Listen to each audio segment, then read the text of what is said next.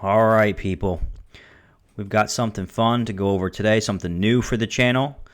We got a little bit of a discussion we're gonna work our way through today.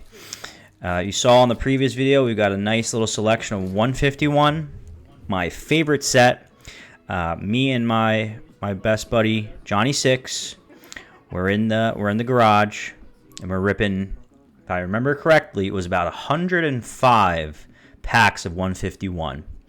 We're going to talk about a couple things today. We're going to talk about the state of the market. We're going to talk about an update on my master set. And stay tuned till the end because we do have all the hits posted from the 105 packs of 151. We're going to talk about the market. We're going to talk about hunting, the hunting grounds, where to get cards from. And we're going to talk about how we did on some hits for an 151 opening, which is always fun to do. So I'll bring my buddy Johnny Six on, and let's get into it. What's going on, James? So we had some fun filming this video. We did. 105 packs. Nowadays, that's like $3 million. Certainly nothing to scoff at. Yeah, that's a lot. We were a bit crazier back then, and so was the market. I mean, well, I guess less so was the market, I should say. Yeah, it was. So me and Johnny, we do a lot of hunting, and we do hunting in various different ways. I'm more of I'm getting in the car, I'm going to go hit, 8, 9, 10 different stores in a short period of time, and boom, go in and out, see if I can get anything on different days of the week at different times of the day. John is more of he's the man in the chair. He's the editor of this channel, if you didn't know that, and he's very big into tech, and he's more of an online hunter. Yeah, I do more online, and to be fair, I tried the in-person stuff a little bit. I wasn't having much luck, and let's look at geographically speaking. You're a lot closer to a couple retail stores, whereas the closest retail store to me, I think, is a Walgreens, and my specific Walgreens really only stocks some third-party MJ Holdings type stuff. Yeah, it's like MJ Holdings, which side note I found out is the biggest supplier. What am I talking about? Supplier. Yeah, the middleman. There's some controversy around them. That's a completely different story, but my point being, the closest retailer to me is, I think, Walgreens, and I think Walmart is the next closest, but that's probably about 20-ish minutes, 25 minutes, depending on time of day. That being said, there's a nice cluster right there, but you're more of the in-store retail kind of guy, whereas I kind of found my footing online, per se. Is that would you agree? Yeah, I think it'd be best to kind of share some recent experiences. I mean, the card TCG market right now is so hot, it's kind of unbearable. I'm getting kind of over it, to be fair, because a couple months ago, I mean, we're only talking like 2-3 months ago. I mean, we've had this conversation, John, that remember it was around the time of the holidays. We're like, oh, there's no product on the shelves because it's the holidays, right. It's Christmas. Everyone's buying stuff. It's going to be restocked. Everyone's mom's trying to get product. Yeah. Mom and dad want to buy cards, and then you got the people like us who are buying kids stuff and spending all of our hard-earned money on it. But because in November, if you play along and you're in the hobby like we are, Surging came out in November, and Surging in the beginning, yes, it was a really hot set, but I was able to find product on shelves, ETBs, hangers, a bunch of different products. Stellar was still everywhere because that was a set before Surging, but after the holidays, it's been rough. It's been really rough. But what's funny? I was just thinking the other day about. So, Villa Monster has so graciously kind of re-sparked my interest into the hobby since the first time since 1999, maybe circa 2000. Anyway, I got back in right after Surging Sparks came out, and I had the bright idea of, well, I want to master a set, and I think the easiest product to get my hands on right now is Surging Sparks because it's brand new, so there's plenty of the print run to be had. So anyway, it was funny because I was looking through my text messages with you the other day, and I came across a picture, and I sent you very early on. I sent you a picture from Target, from a restock, and I said, "Hey, is there anything good here?" And you called me immediately. You're like, "That is a really nice restock. Where are you right now?" I think I picked up 2 booster bundles and a handful of other things, and I walked out, and I called you, and I was excited. I said, "I got yada yada yada. I got this and that. There's this on the shelf left." And then I hung up, and I went. No, actually, I was still on the phone, and I said, "I'll be right back. I'm going back inside for 2 more Surging Sparks booster bundles." And that wasn't that long ago, and it feels like another lifetime ago where product was very available, and then Prismatic comes and changes the game. Oh, forget it, man. Like, listen, I get it. I mean, Prismatic is a set that I'm that interested in. Not really. I'm not a fan personally of the Terra typing, the card with the rainbow crown. It started in Stellar Crown, it continued into Surging, then it's in Prismatic. Luckily, it's not. They're not continuing that. It's not in the next couple sets. At least it's not in seemingly. Journey. I don't know about Rocket when Destined Rivals comes out, to be determined, but not a look for me. So I wasn't huge into. Well, that's kind of catering towards the TCG player, so to speak. Yeah, and I get it. I get it. But it's visually for the cards, for collectors, it's pretty polarizing. It's either you're interested in it or not. But Prismatic, I get it. When you have such a hot demand for a collectible card, right? And what makes a card collectible? I think a couple reasons make a card collectible. It's demand. That's easy to say though. What creates demand though? I mean, yeah. Well, I'll touch on that. So, okay. A specific card. What makes it collectible, or a specific set? What makes it collectible, is market conditions definitely impact card values, and it's been on a hot streak ever since Surging Sparks, when the Pikachu came out at it was at like $560 at one point raw. And I remember back when Stellar Crown came out, it was kind of a dud. It kind of landed softly. Nobody was really going crazy for Stellar Crown, and you can get it everywhere.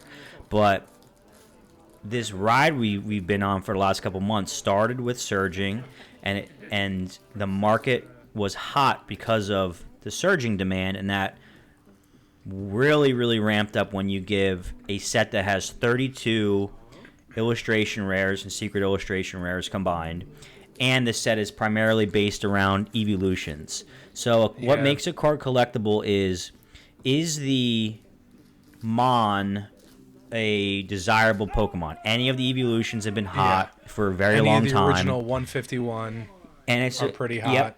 Yep. So that has to do with it.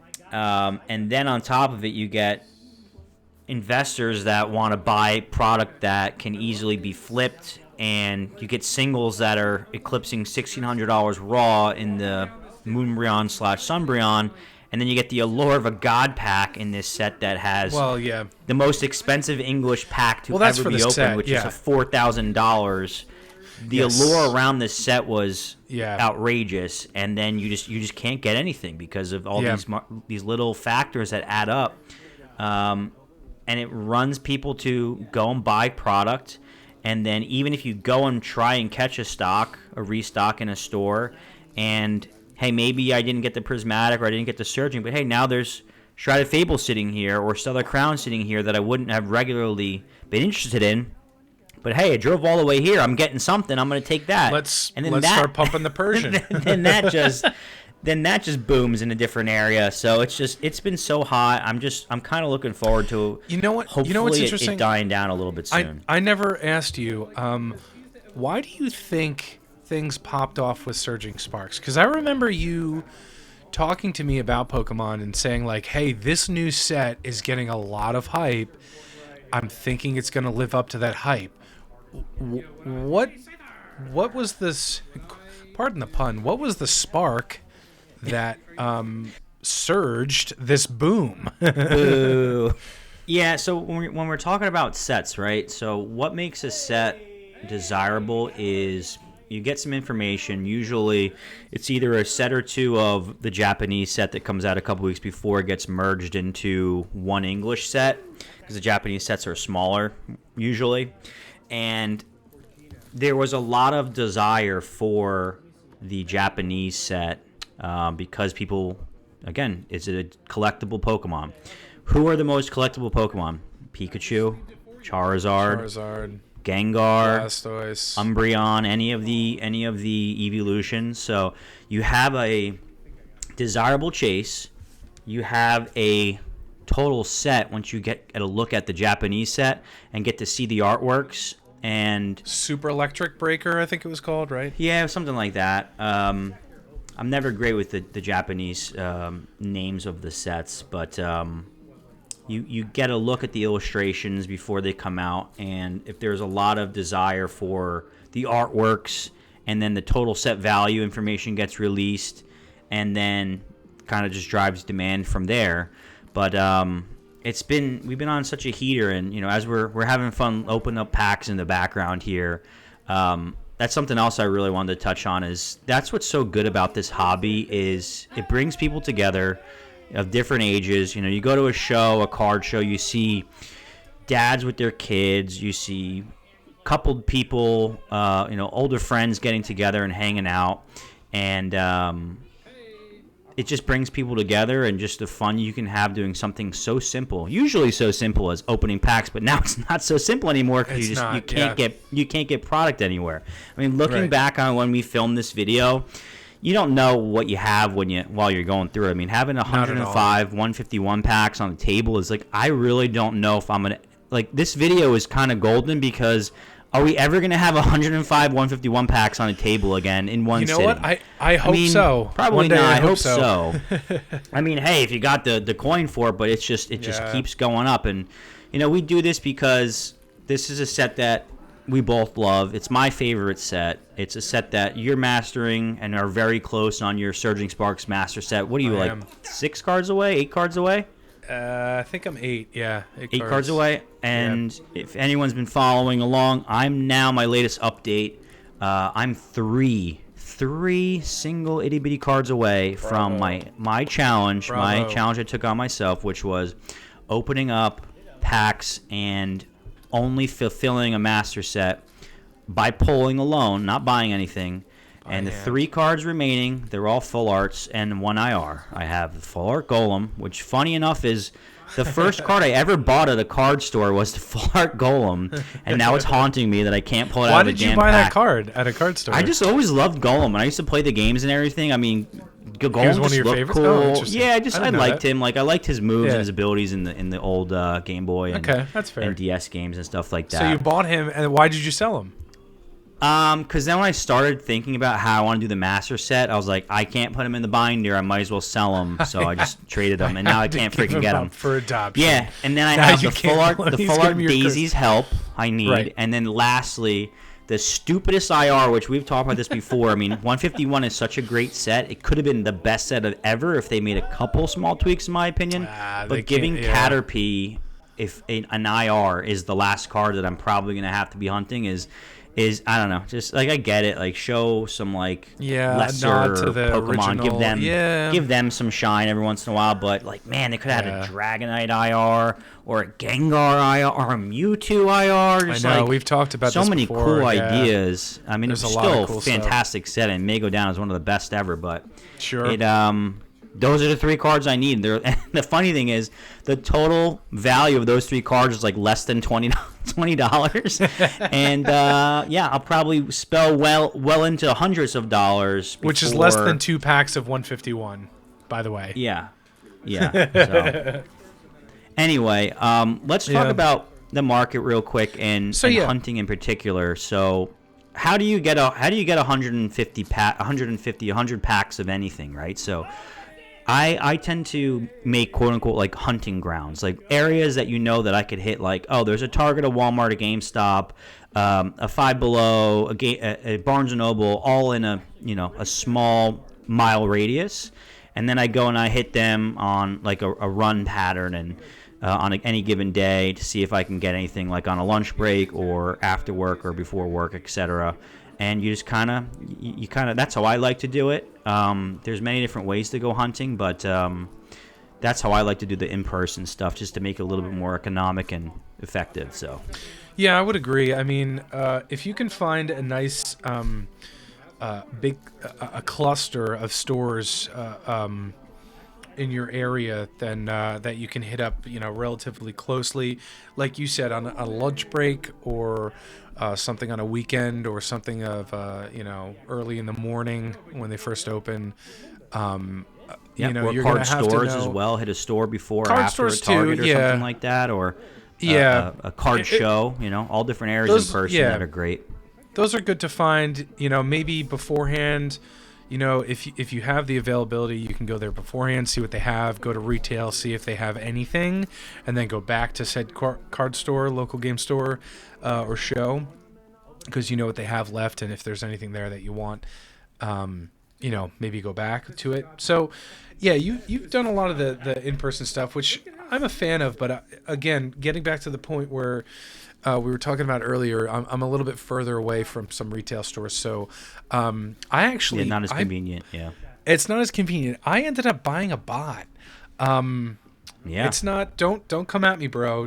And there's a lot of different levels of bots, right? I mean, There's a lot, Mega yeah. crazy bot. No, I'm not looking to spend some serious coin or anything. I bought not a sponsor. I think it's called Hot Stock.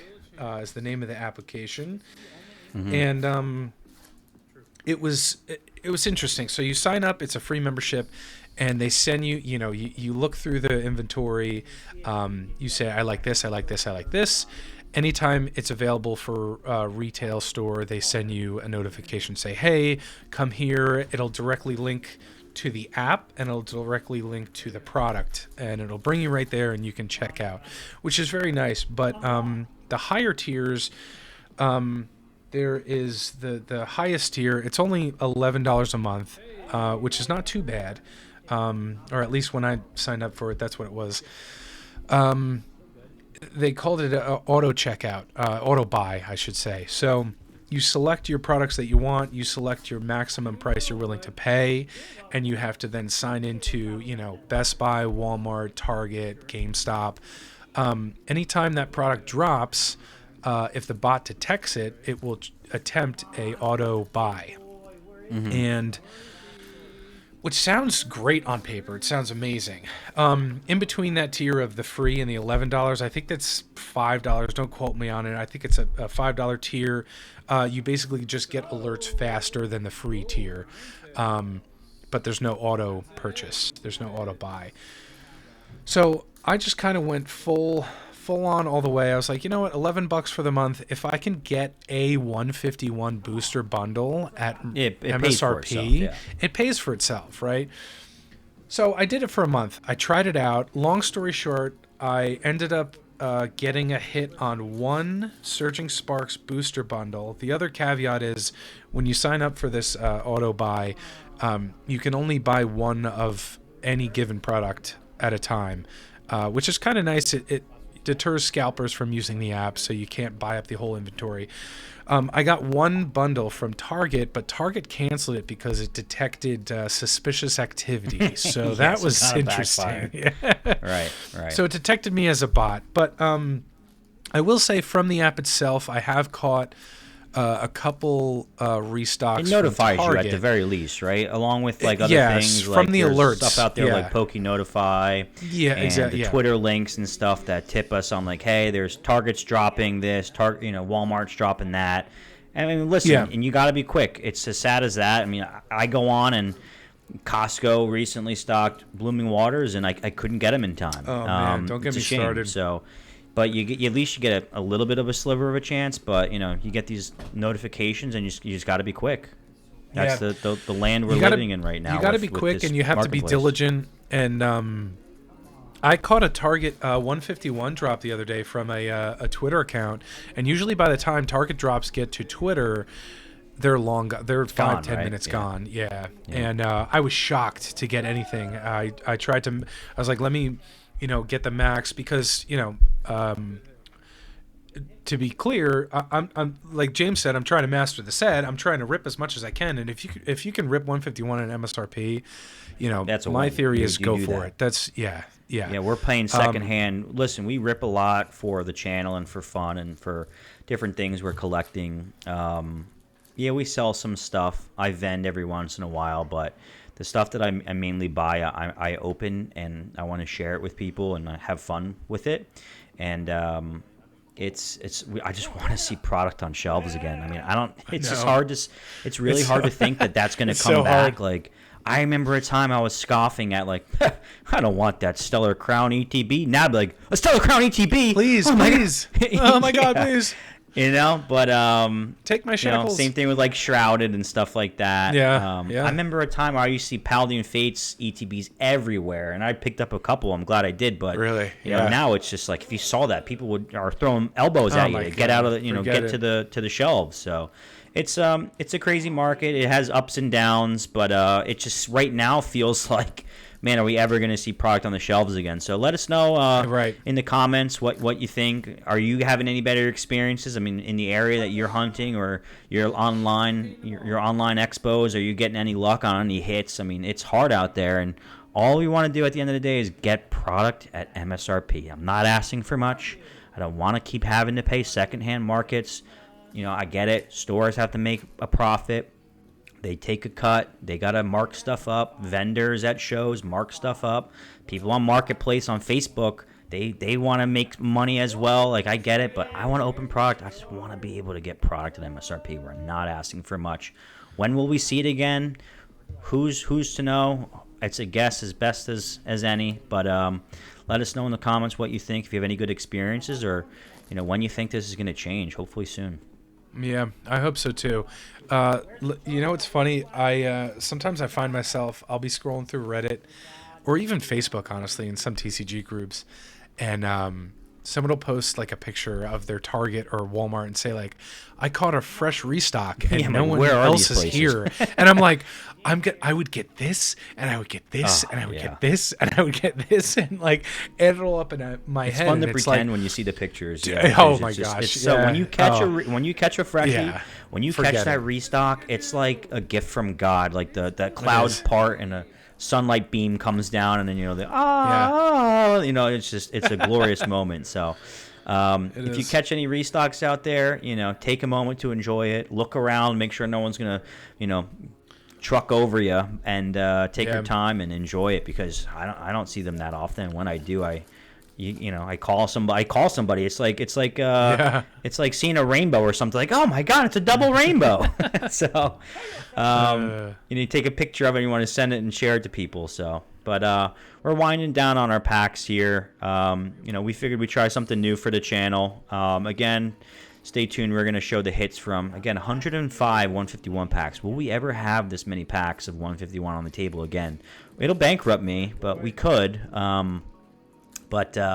Stay tuned for the hits. Big Man Blastoise, and we're close to closing in on that master set, so stay tuned for more content on that. I'll have some more videos when we close in on that. And Johnny Six will be back in the garage soon. Hey, let me ask you, what are you hunting next? What's on the horizon? Once I close out the 151 saga, and it is a saga, I'm probably going to go into hunting either individual big cards, like we're looking for. We have a big stream content coming soon where we have a big Bubble Mew hunt coming. So I have a lot of Paladin Fates on deck. Slept on set that I'm really interested in is Paldea Evolve. Not that it's slept on, but it's kind of forgotten because of Priz and Surging and all. It's just an older release from Scarlet Violet, but I love Paldea Evolved. So whenever I see it at shows or stores, I try to buy the Yeah. booster bundles or an ETB for ripping. So that's stuff that we'll be getting into. Well, thank you for having me join today. It was wonderful. This was Yeah, nice. dude, we're trying some new stuff out. It was a pleasure as always, and we'll do this again soon. Sounds good.